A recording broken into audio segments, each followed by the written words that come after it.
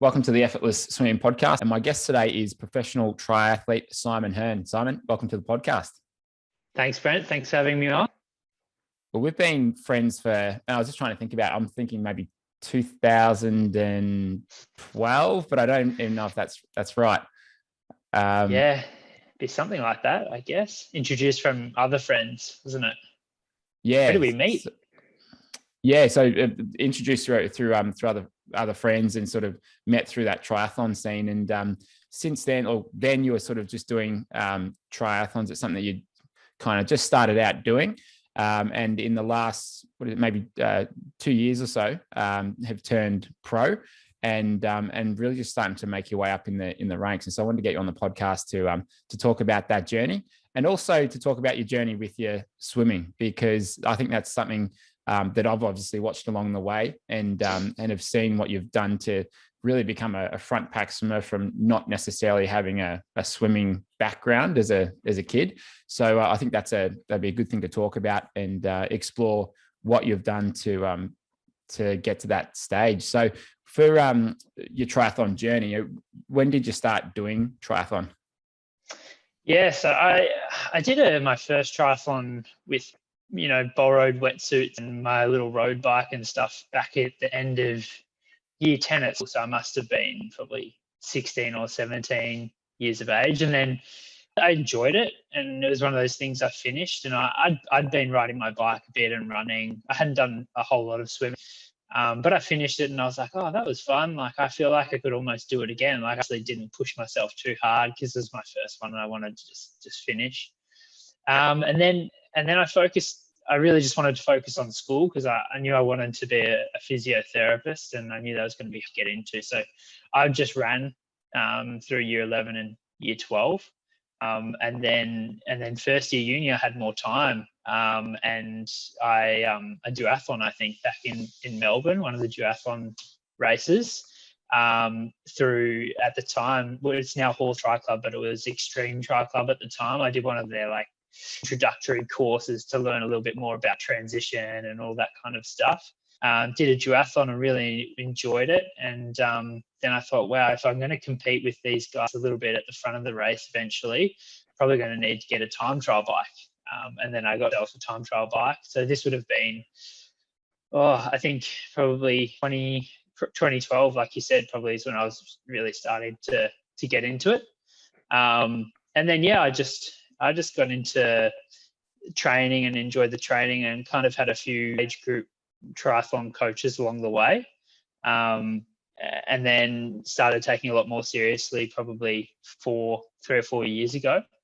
And I was a little bit lost. I was kind of winning my age group and thought maybe racing professionally was kind of the next step for me. And then I found through some Googling and stuff, I found my now coach and has been my coach for the last few years, David Tilbury-Davis. And he's currently advising guys like Lionel Sanders, and he's just recently started with Bart Arnott's and David McNamee, and my training buddy on the Sunshine Coast here, Lockie Kieran. And the reason why I contacted David was I knew he was someone who knew what it took to race at the professional level. I didn't want to go into the professional ranks if I was going to be just racing on my own. And that comes back to what you said, is it's a big thing in the swim. I didn't want to be coming out of the water on my own. And then essentially doing an age group individual time trial, but racing in the professional field, I wanted to make sure ready. And so David and I started working together just before Cairns. I think it would have been 2018, which was one of my last age group races. And then I did Sunshine Coast 0.3, and that was my last age group race. And then I started doing some open races up here in Queensland. And then my first professional race really probably would have been Sunshine Coast 70.3 in 2019. And I managed to get third. I think Braden Curry won that day and Steve McKenna got second. And I think by that time, I was very nervous, being my first true professional race at an Ironman.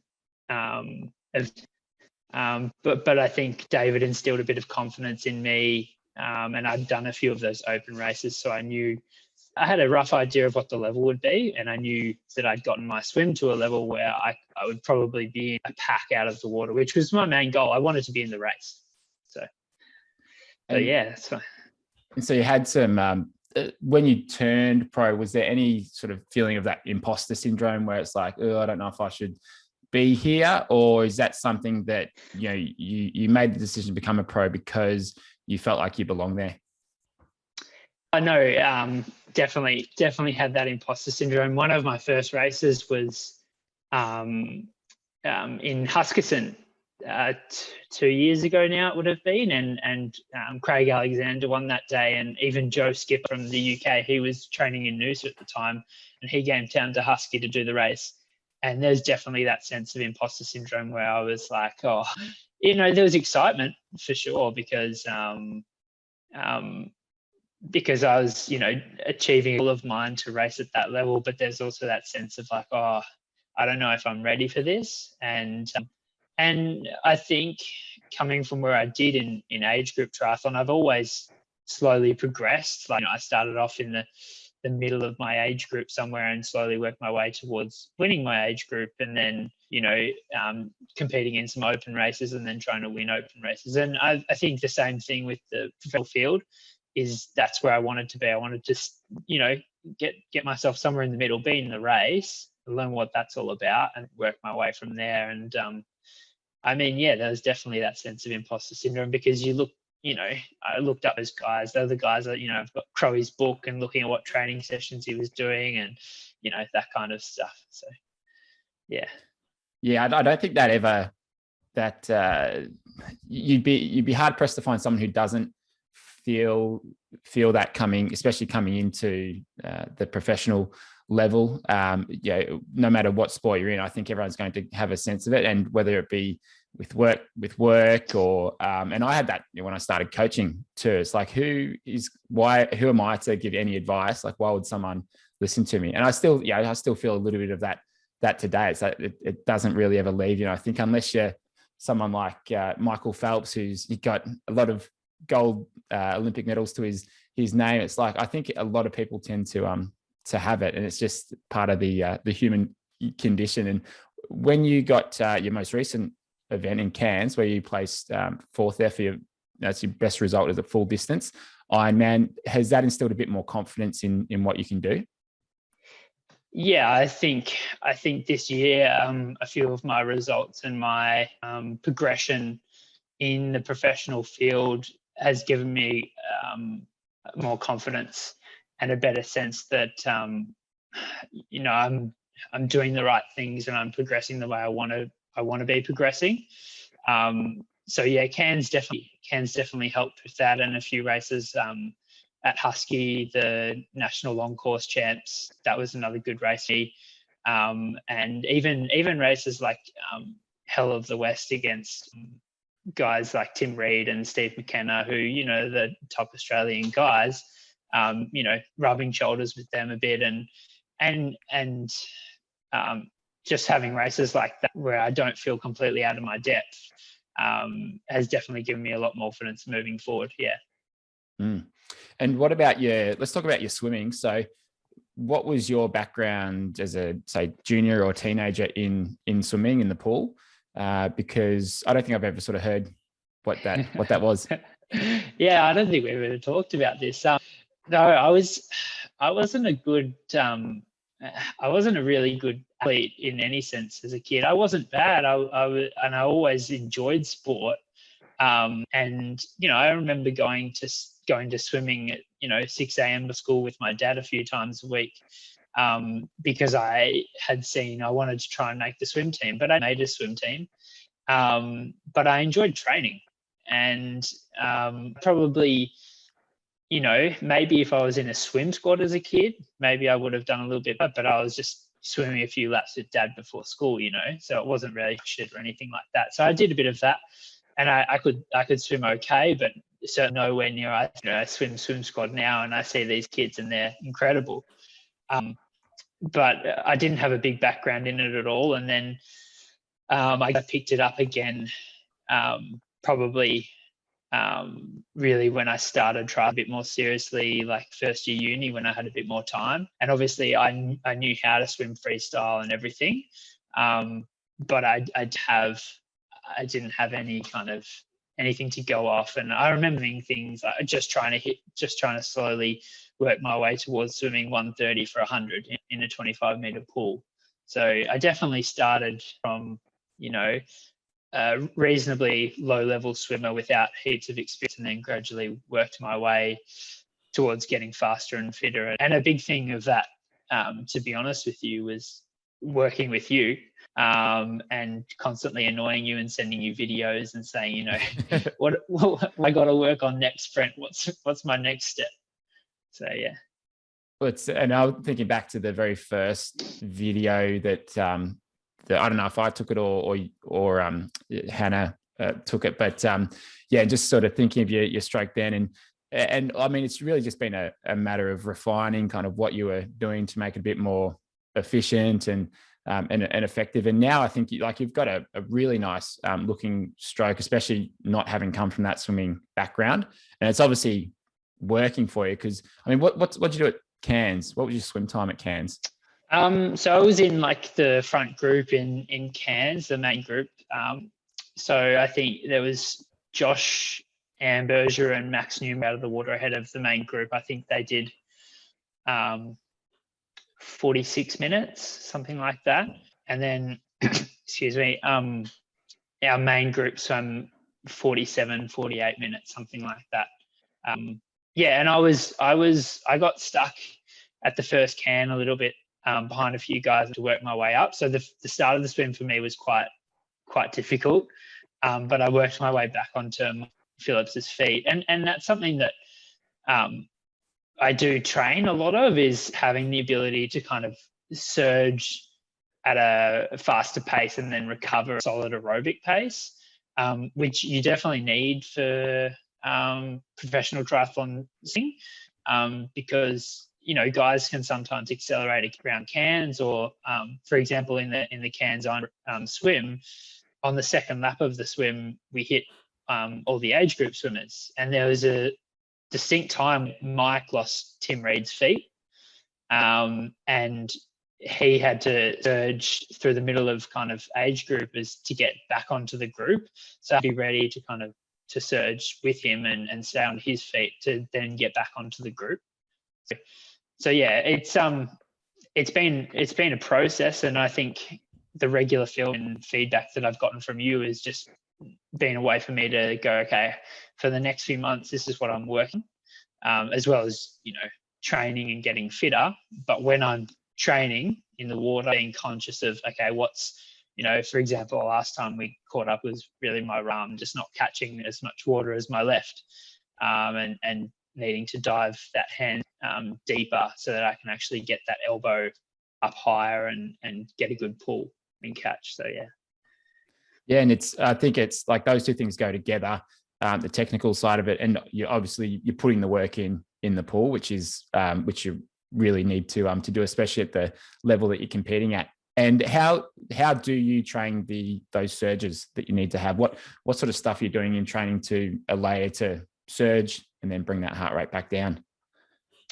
I think it's a combination of things. Like I swim with the Mountain Creek Swim Squad here 3 days a week, and we swim most of the time an hour 45, 2 hours. So it's a fairly big session, and we'll do quite often like descending. So you're slowly building into the set. So you might do 3 or 4 400s, 3 or 4 300s, 200s, 100s, and then you're trying to descend each one. So by the time you finish that 400 quite hard, you've then got to go back to a 300 and try and keep at a fairly solid aerobic pace. We train that, and then my coach David gives me sessions to do. Like one specific one that we'll often do before races is 1,800, 600, 400, 200. And out of the 1,000 is the first 250 meters is hard race start, and then the 800 is 200, 600 is 150 extra, and then you're coming back off that race pace into a really high high-end aerobic pace, just like the start of a race is, and then recovering in between the 1,008 for a minute. So you're slowly building up lactate, but then you're learning to still hit a fast pace and come back and recover, which I think, and it doesn't happen straight away. When I first started doing that set with David, it would kill me. And then slowly, as we've kind of worked together over the last 3 years, it's gotten better and better, and my paces have gotten faster, and I'm able to hold a much higher pace for that effort. And do you find now that you've got a pretty good sense of what time you're going to do when you come in on the wall? Have you got a pretty good gauge of that? Yeah, definitely a lot better than I used to. I'd say for sure, and I think that probably comes with being able to dial in that perceived effort as well. And I notice when I get fitter, I can keep the same perceived effort, but swim 2 or 3 seconds per 100 faster than I did 3 or 4 months ago. And is that what a lot of your sessions, pardon me, are based off? Is it would he write the sessions as perceived effort, 7 out of 10, or is it more based off pace? Where's it normally fit for most of your sessions? So with David's, a lot of it is a prescribed pace. So, for example, the session that Lockie, Kieran, and I did before, and quite a bit, was 4K broken up. So we could break the 4K however we wanted, but we had to hold 160 per 100 or below. And then so slowly as I got fit, I would try and do more longer repetitions with less recovery. But David wanted us to finish, making sure that we'd finish the 4K at a pretty solid effort. So we would always finish with some 100s or 50s off short recovery, and they might end up being a bit faster than 116 in the end as we got fitter and fitter.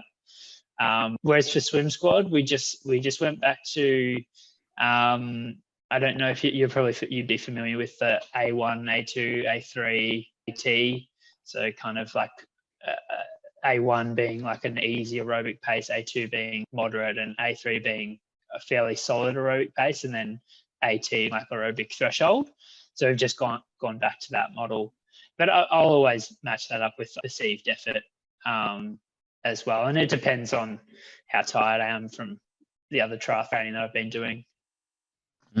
And one of the things that I've found, a lot of swimmers that I work with, they've often been in triathlon or in swimming for only a couple of years, and they are surprised, or they think that the gap should be a lot bigger between the different sort of effort levels. So often people say, oh, my max effort 100 is, let's say it's 130, and my sort of aerobic level is 150, for example.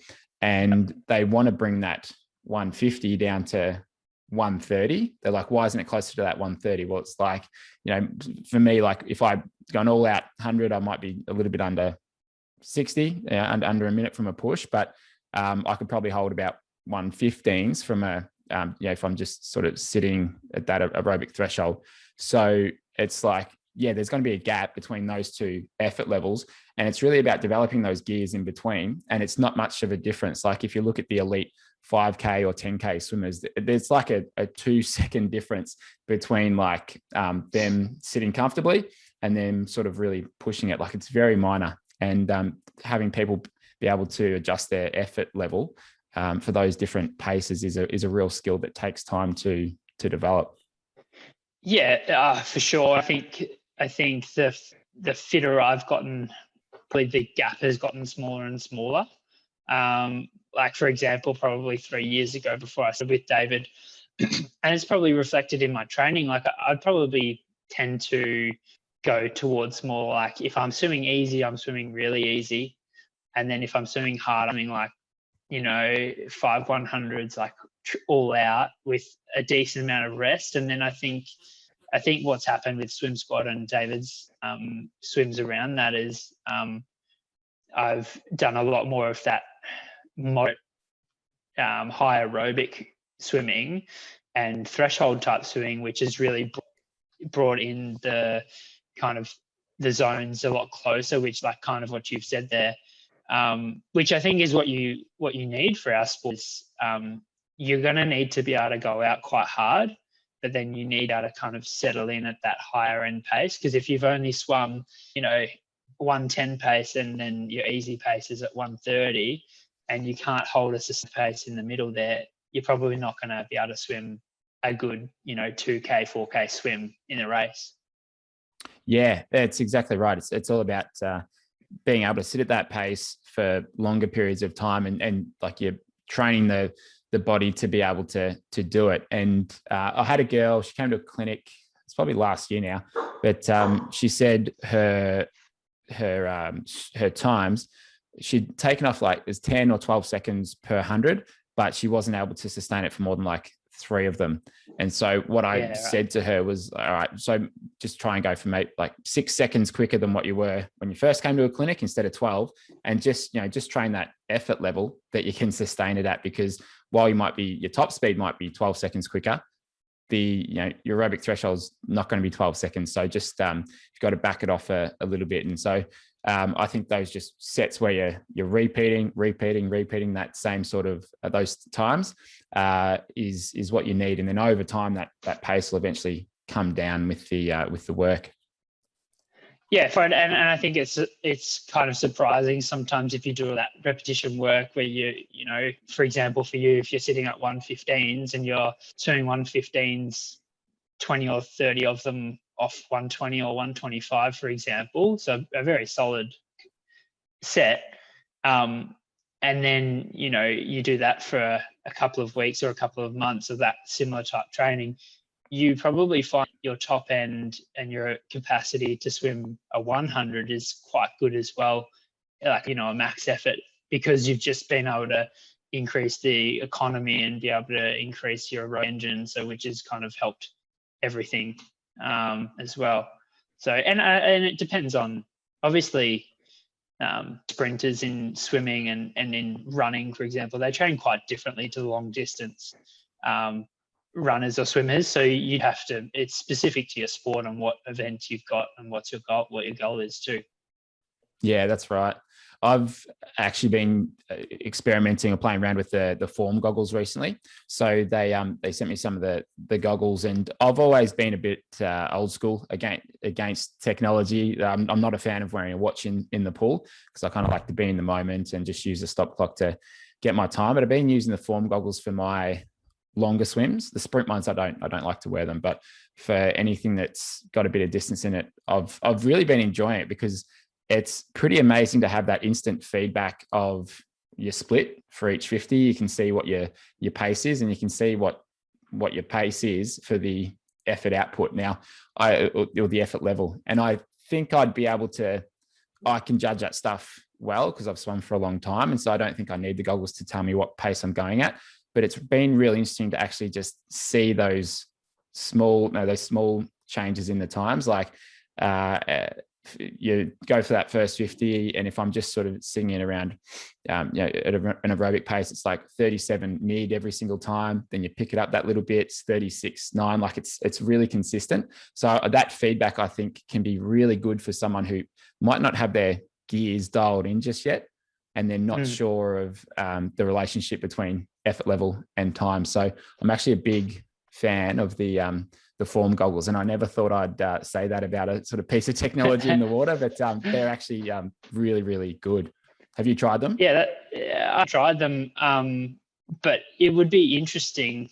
It would be interesting to try them, and it would be an interesting experiment. Say, for me, for example, if I'm trying to work on that right hand catching, and I could swim to get that instant feedback, I could try and swim at 70%, not worrying too much about what my right hand's doing to swim, and I could do 100 and see what I come in on, and then try and work on the hand pulling and catching a lot better, like we talked about, and then get that instant feedback. So I think if you do it for that specific purpose, that could be really interesting, and try and match it up with the different cues that you've been given and try and work on that specifically.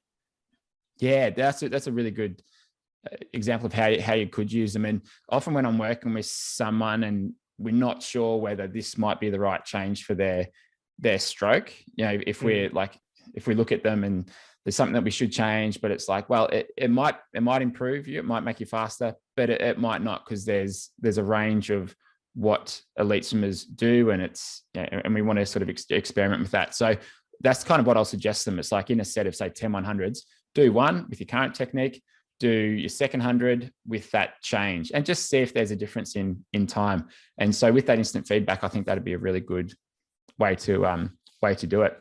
And your background as a physio, has that changed, or has that impacted on the way that you train, on your recovery, or avoiding getting injured? Like, has that had an impact at all on where you're at? So when I did my first physio, I worked in private practice for a company in Melbourne, and they were very focused on swimming, which was for me. So we would often go really early to the pool during specific times of the year and go and work with, these are elite swimmers, and we would go and do like pre-screening for them. And I think for me it was good to see, like, we use specific tests, and I think I've seen you use some of this stuff in the swimming videos where you're talking about the abduction, external rotation test, bringing the arms up above head with the person on the table. So we did a lot of that.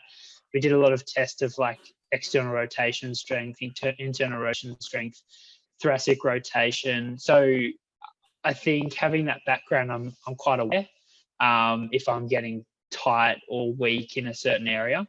So I do fairly regular strength and conditioning, stability work. I don't do anything. I've done periods of heavy lifting in the gym, but I don't give that anymore. I think I'm just more at a point where David and I work more on like core and stability things I can do at home, like with a kettlebell, and so it doesn't make you super sore and tired, so you can still hit your main triathlon training. But I think having that background has made me aware of the importance of mobility. But it was interesting working with the swimmers, because you would often see, and I wasn't super aware of how good they were, say, in their squad, but you could sometimes see this, it was like a range of swimmers, and you could often see people who were really mobile, but often end up getting injured because they didn't have enough stability. And then you could see people who were more stable and stiff, but didn't necessarily have the mobility they needed to, say, get a really good cat in their freestyle or whatever. So what we would prescribe for someone who is really mobile and not so stable was more stability work, obviously, and strengthening. And they tend to be the people who prefer stretching because they're good at it.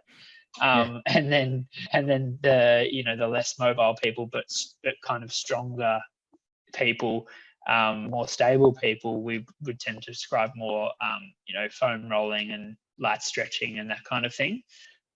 So I'm highly aware of the importance of that for swimming, and I don't implement a whole lot of stretching, I'll be honest, but I do a fair mobility and quite a lot of stability work to try and stay strong, which is important not just for swimming but for running and biking as well.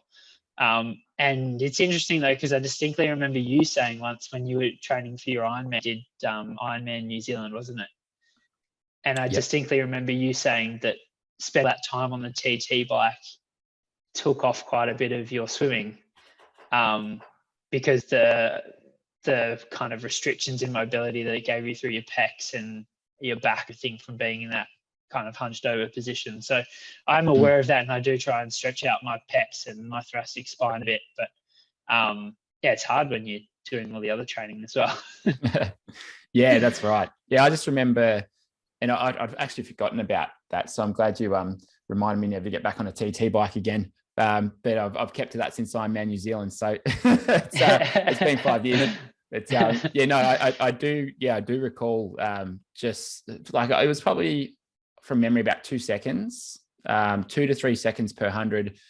It slowed me down until I got back on top of that mobility work, and it didn't need to be a lot, but I just tend to be a bit more rounded. I didn't have that range above my head, and my recovery was getting, it was a little bit hard to get over the top of the water. And it's just from spending all that time in a hunched over position, which I wasn't used to at all. I was just used to having swimmers flexibility, and and so I had to get back on top of it. So what does that mobility work and stability work look like for you? What does that involve? So typically it can be anywhere from like 20 minutes to 45 minutes. Like for example, today after this recording, I've got like a core and kettlebell workout.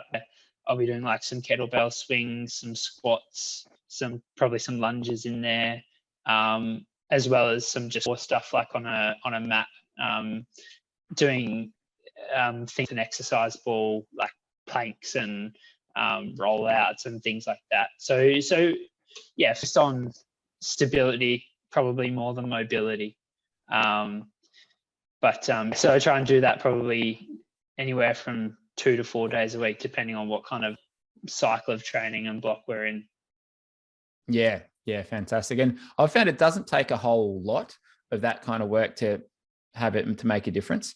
It's often noticeable within the first like 2 or 3 weeks if you're going from doing nothing to at least a little bit of it. And I found this over like COVID last year. I was doing maybe 3 strength sessions a week down from 0 to 3 a week, because I was sort of taking a local swim club through some Zoom sessions and I was doing it with them. And then when I eventually got to get back in the water, I felt really good, and I didn't lose that much fitness as a result because I maintained that strength. I didn't lose much speed. I did lose the fitness. It took me a while to get that back. But yeah, I think it's really important, but it's easy for that to let that go by the wayside for those that aren't sort of doing this as their profession, because it can be hard to fit it in. So I think even like 5 or 10 minutes at night or before training can just make a big difference. And I often recommend 5 minutes of TheraBands before training, or some stretching at night. Like it's small things can really help for people. Yeah, that's perfect. I think it's just if you can get it in your routine, like you said before swimming, doing, you've got your 3 stretches that you need because you ride the day before you do your swim squad the next morning. So you need to do your pecs and your lats and your thoracic rotation, for example. And that's just part of your routine. And I think it's like anything with training or with being successful at it's far better to be consistent over a long period of time than it is to do one or two fantastic sessions that take 90 minutes, but you don't do it, for 3 months after that because you can't be bothered doing a 90-minute. And that's why I think David often prescribes just small things that I do before running, or that I do, on an either day. I might do like today, like a 45-minute core routine that doesn't tax too much, but it gets like, the next day you can feel your hamstrings working when you're riding, or you can feel your glutes working when you're running.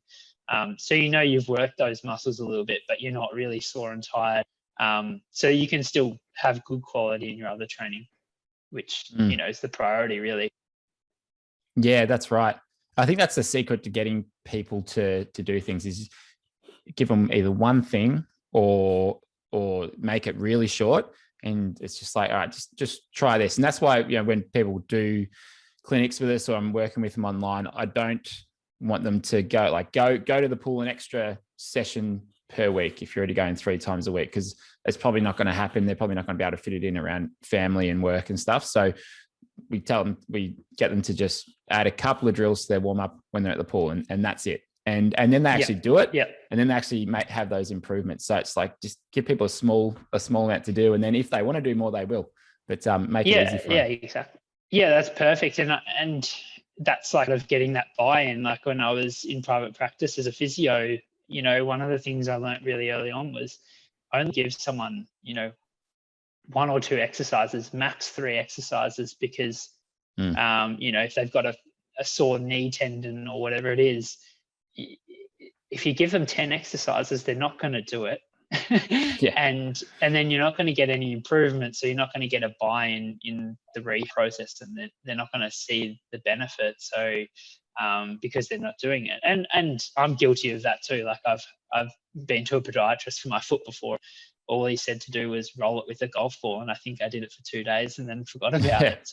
So I know myself, like, you just have to make things super easy, incorporate it into a routine, and then you can start seeing the improvements.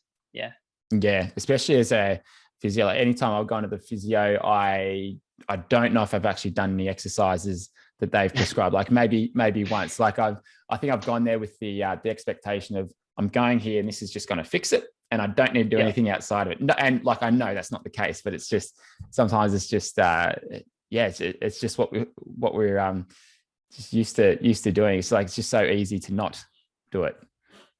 Yeah, for sure. And it was hard as a therapist, because you can't see some people come in thinking that you're going to be able to fix them straight away. And I think what I try to do is, and I think most therapists would try and do, is put the emphasis back on them of like, this is what you need to do to get yourself better.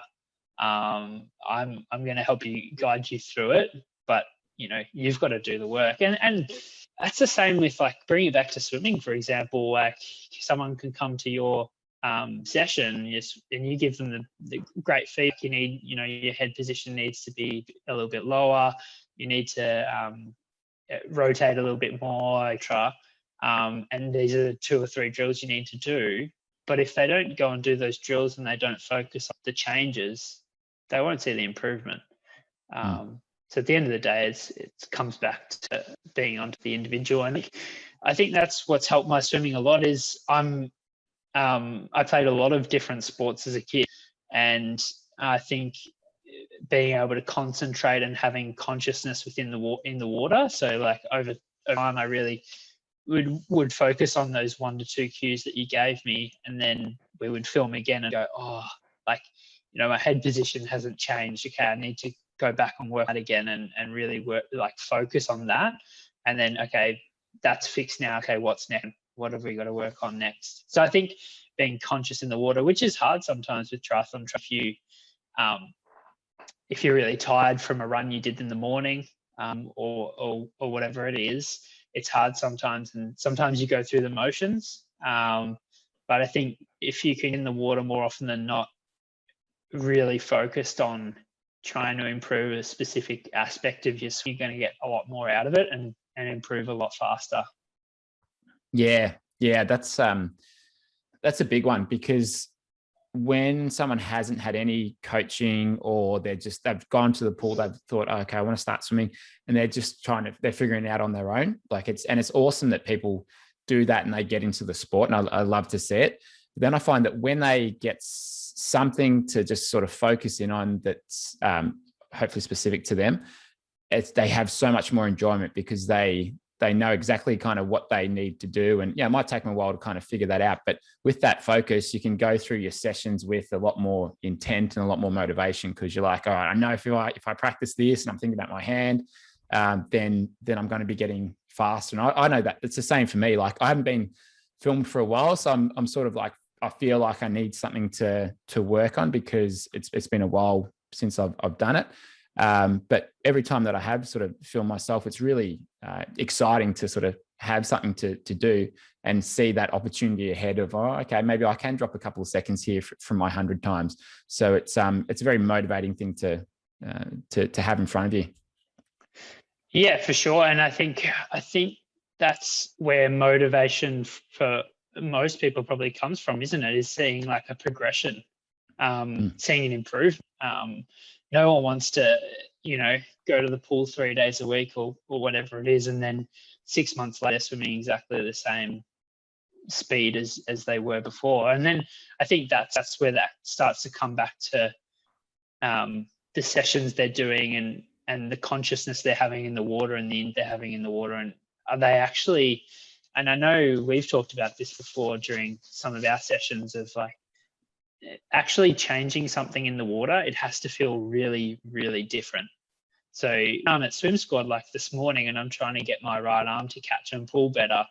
I have to feel a little bit comfortable with what that arm's doing. Otherwise, I know it's probably not doing what it's meant to be doing. Like, I think last time we talked about keeping the arm straight.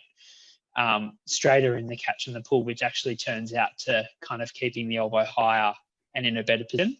And that feels really strange because I'm used to kind of thinking about my elbow bending. But I know that if I want it to change, it has to feel different, because if it doesn't feel different, I'm not changing what I'm meant to be. Yeah, and here we're talking, for those listening, with for you having to go that little bit deeper through the catch, and we were saying that you might need to feel like you've got a straight arm as you're going through that pull phase in order to exaggerate how deep you feel you're going. And it's amazing how big of a change you feel like you're making, but when you look at the video, it's such a minor change. Yeah. It's but that's just part of that awareness. But I think people who have listened to this podcast, who have seen the videos, I think a lot of them are aware of how much they probably need to change it, but they still probably don't allow themselves to experiment to the point where they're really overdoing it. Like, it's just, I think it's good just to like give yourself at least a couple of laps where you're just going way outside anything that feels acceptable with your stroke, and just sort of see what happens with it. Because I mean, I know personally, like I'm very, I always want to go back to what I'm used to. So you've really got to kind of be comfortable getting uncomfortable with those sorts of changes. Yeah, for sure, 100%. And like slightly off topic, but I think something else that helped with swimming quite a bit when I started with David 3 years ago was he encouraged a lot less use of different toys. And I think probably a lot of triathletes give this as kind of going straight towards pull buoy and paddles as a way to kind of keep your hips higher and swim aerobically. It feels good because you can kind of go faster at a less kind of perceived effort. And we still do use pull buoy and paddles, but more for specific purposes. Like he might put in, for me with pull buoy and paddles, to use them at a moderate pace, but to really try and feel my lats firing, for example. So I've got a specific purpose, and I can feel that in the water, and then it'll be okay, take off and now swim, 200 free, trying to have that same sensation. So you're firing the right muscles that you should be firing.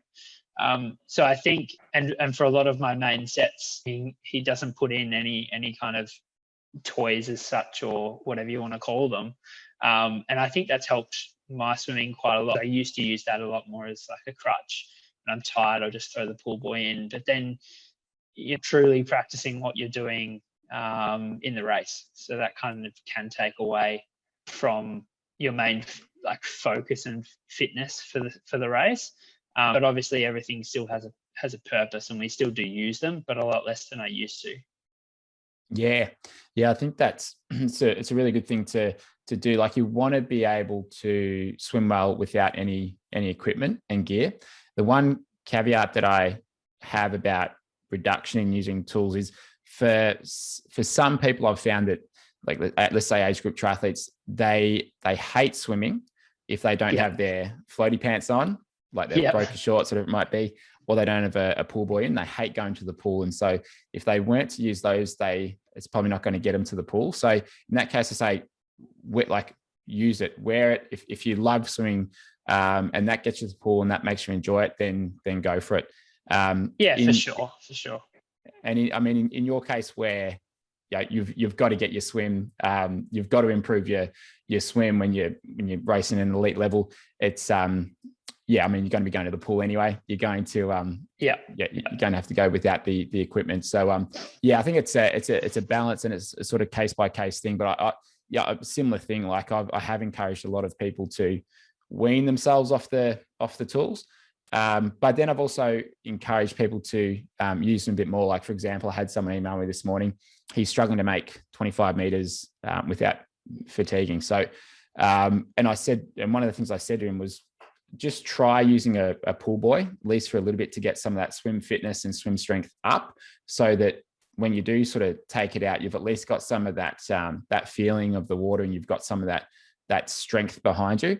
But then I've got to be mindful of, all right, we don't want him to be reliant on that stuff, and then not be able to take them away. So yeah, they're good. They can be good to use. But I mean, I'm a similar thing when I was training for Ironman. I was doing probably one main session a week, which was just like my longer aerobic stuff. It was just sort of strength based with pull buoy and paddles. But then after that, the majority of it was swimming, and I think that really helped when it came to the race itself. Yeah, and I think like you said, it's case by case. I mean, if you need to use those things to get yourself born to swim, well then absolutely do it. I think just for me, I think David identified that for me to move forward, I needed to do a quite a bit more swimming in my main sets at it in order to progress. And I think it was a case of really trying to develop a better feel for the water and a better catch, which I needed to do just swimming and just swimming freestyle with anything else kind of holding me up in the water. But again, yeah, it is case by case for sure. And in terms of how can people find you? You are just prolific on Instagram. You're just nonstop. I'm joking, by the way. So we sort of joked about this earlier. But where can people find you on online and follow more of your journey as you're going forwards? Yeah, so probably the best way is my Instagram's Simon _Hearn, HEARN, and also have a website, simonhearn.com. And we try and keep putting up, my races and my race results to keep people who are interested updated. But yeah, social media is definitely not my strong point. I prefer to just and be in the process, but yeah, it is something I need to get better at for sure. Look, a little bit less time training and racing, a little bit more time posting. I think that's the real success will come from that. It's great seeing where you've started and where you're at now, and you're, I think, very thoughtful and considered in your approach to your improvement. And I think that's given you a lot of patience in and just putting in the work and knowing that those results will come. So I'm just really excited about what's to come in the next couple of years for you, and just really enjoyed watching your journey. So thanks for being on the podcast, and wish you all the best. Thanks, Brent. Thanks for having me on, and thank you for your support for this coming year. Really enjoyed it. Thanks, mate. Cheers.